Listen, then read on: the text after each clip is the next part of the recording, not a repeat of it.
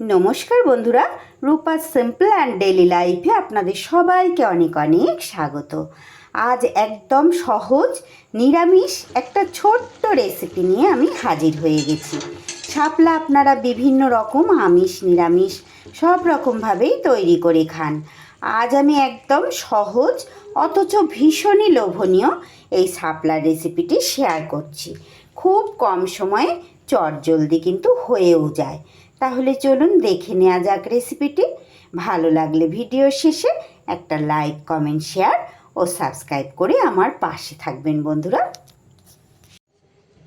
সবার প্রথমে শাপলাটাকে আমি খোসা ছাড়িয়ে সুন্দর করে আগে কেটে ধুয়ে পরিষ্কার করে নেব।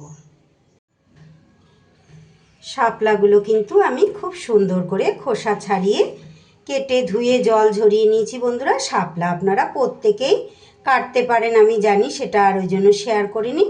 গায়ের খোসাগুলো মানে আঁশ টাইপের যে খোসাগুলো থাকে সেগুলোকে টেনে টেনে ছাড়িয়ে আর একটু টুকরো করে কেটে নিয়েছি।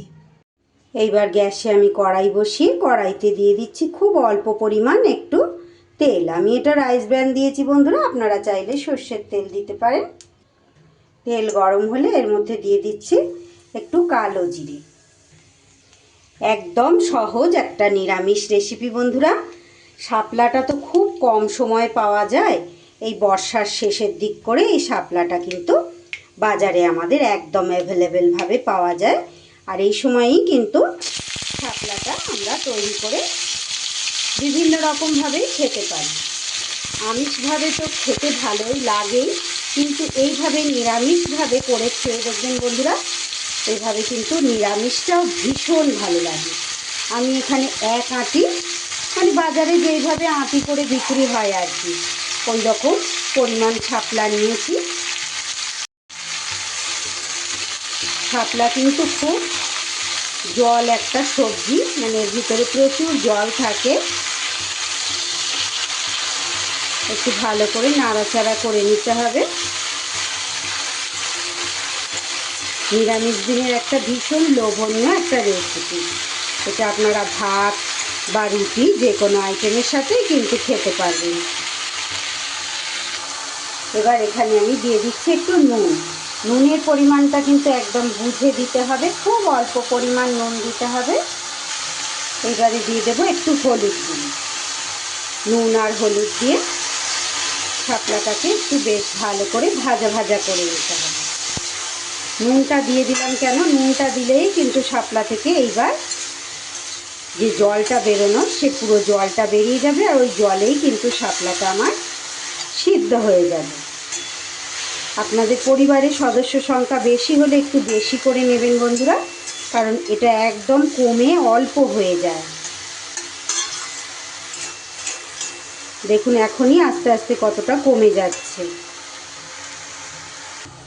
একটু সময়ের জন্য এটা আমি ঢাকা চাপা দিয়ে সিদ্ধ করে নেব। 2-3 মিনিট পর দেখুন বন্ধুরা, ঢাকাটা খুলে আমি মাঝখানে একবার নাড়িয়ে দিয়েছি। আমার এটা কিন্তু বেশ শাপলাটা সিদ্ধ হয়ে গেছে। এবার আমি এটা একটা পাত্রে ঢেলে নেব। কড়াইটা ধুয়ে আমি আবারও একটু পরিষ্কার করে বসিয়ে দিয়ে আবারও অল্প পরিমাণ আমি রাইস ব্র্যান অয়েলের মধ্যে দিয়ে দিলাম। শাপলাটা আমি এই পাত্রে ঢেলে নিয়েছি, আর কড়াইটা ধুয়ে সামান্য এর মধ্যে একটু জল দিয়ে দিয়েছি। এবার এই তেলটার মধ্যে ফোড়নে দিয়ে দিচ্ছি একটা শুকনো লঙ্কা। আমি একটু ফাটিয়ে নিয়ে দিয়ে দিয়েছি। লঙ্কাটা ভাজা হয়ে গেলে এই যে আসল উপকরণ, এইটুকুটাতেই কিন্তু শাপলাটা ভীষণ সুন্দর স্বাদ আনবে বন্ধুরা। দিয়ে দিয়েছি অল্প একটু নারকেল কোড়া। আমি এখানে কোনো রকম কিন্তু মশলা ব্যবহার করছি না, আপনারা তো দেখতেই পাচ্ছেন। নিরামিষভাবে শুধু এই একটা উপকরণ শাপলার মধ্যে দিয়ে দেবেন, দেখবেন কি দুর্দান্ত স্বাদ হয়। একটু নারকেল কোড়াটা ভালো করে নাড়িয়ে চাড়িয়ে একটু ভেজে নিতে হবে।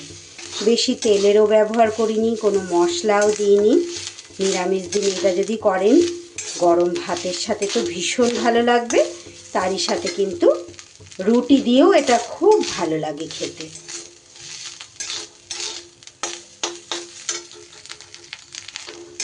কোনো ঝামেলাই নেই এই রান্নার, খুব অল্প সময়ে তৈরিও হয়ে যাবে।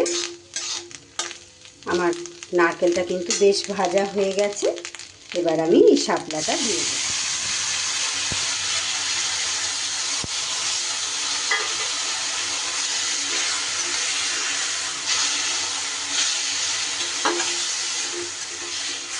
ভালো করে নারকেল কোড়াটা আমি একটু মিশিয়ে দিলাম। আর এই রেসিপি কিন্তু বেশি ঝাল ভালো লাগে না বন্ধুরা, আপনারা চাইলে একটু ঝাল দিতেই পারেন। আমি দিয়ে দিচ্ছি 2টো চেরা কাঁচা লঙ্কা।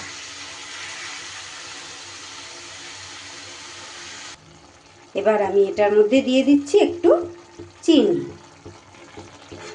আমি জানি বন্ধুরা চিনি খেতে আপনারা অনেকেই পছন্দ করেন না, তবে এই রেসিপিটার মধ্যে একটু চিনি না দিলে কিন্তু খেতে স্বাদ হয় না। এটা কারণ একটু মিষ্টি মিষ্টি ভালো লাগে খেতে, তাই আমি এখানে চিনিটা অ্যাড করলাম। আপনারা একান্তই যারা চিনি খেতে পছন্দ করেন না, বা অনেকেরই তো চিনি খাওয়ার ব্যাপারটা থাকে না এখন যেই ধরনের দিনকাল, সেক্ষেত্রে চিনিটা আপনারা স্কিপ করতে পারেন। চিনিটা দেবার পর আরও 1.5 থেকে 2 মিনিট আমি এইভাবে একটু রান্না করে নেব। নিলেই কিন্তু আমার রেডি হয়ে যাবে আজকে নিরামিষ এই লোভনীয় শাপলার রেসিপি। যারা এভাবে খেয়েছেন তারা তো জানেন, যারা খাননি বন্ধুরা তাদের কাছে আমার অনুরোধ, একবার এইভাবে নিরামিষ দিনে খেয়ে দেখবেন। ভীষণ সুন্দর, ভীষণ লোভনীয় একটা চটজলদি রেসিপি। আমার আজকের রেসিপি যদি আপনাদের ভালো লাগে বন্ধুরা, প্লিজ যারা এখনও আমার চ্যানেলটি সাবস্ক্রাইব করেনি, আমার চ্যানেলটি সাবস্ক্রাইব করে আমার পাশে থাকুন। আর যে সকল বন্ধুরা এতক্ষণ ধৈর্য ধরে আমার রেসিপি দেখছেন তাদের সবাইকে অসংখ্য অসংখ্য ধন্যবাদ। যদি রেসিপি ভালো লাগে একটা লাইক, কমেন্ট, শেয়ার করে দেবেন। রেসিপিটা আমার একদম রেডি হয়ে গেছে। এবার গ্যাস বন্ধ করে দিলাম। আমার আজকের এই একদম সহজ ছোট্ট একটা নিরামিষ শাপলার রেসিপি এখানেই শেষ করছি বন্ধুরা। ভালো লাগলে অবশ্যই একবার শাপলা থাকতে থাকতে ট্রাই করে দেখতে পারেন। ভালো লাগলে একটা লাইক, কমেন্ট, শেয়ার ও সাবস্ক্রাইব করে আমার পাশে থাকবেন। সবাই খুব ভালো থাকবেন, সুস্থ থাকবেন। সবাইকে অসংখ্য অসংখ্য ধন্যবাদ।